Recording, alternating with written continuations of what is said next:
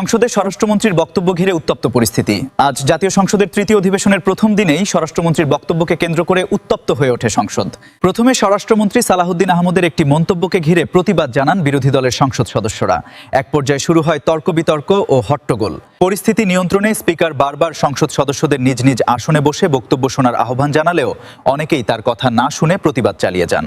এ সময় স্পিকার বলেন, পরমত সহিষ্ণুতা না থাকলে গণতন্ত্র ব্যর্থ হবে। এভাবে চলতে থাকলে সংসদ পরিচালনা করা কঠিন হয়ে পড়বে বলেও উদ্বেগ প্রকাশ করেন তিনি।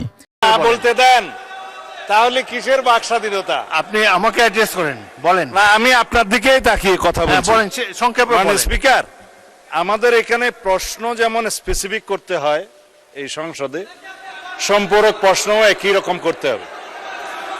আমি যদি কথা নাই বলতে পারলাম, এটাই যদি ডেমোক্রেসি আপনি হয়, উত্তর দেন, মাননীয় আমি সদস্য কি উত্তর দেন। শুনতাম? কেউ তো শুনছেন। আপনি উত্তর দেন, প্রশ্ন যে করেছে তার তুমি উত্তর দেন।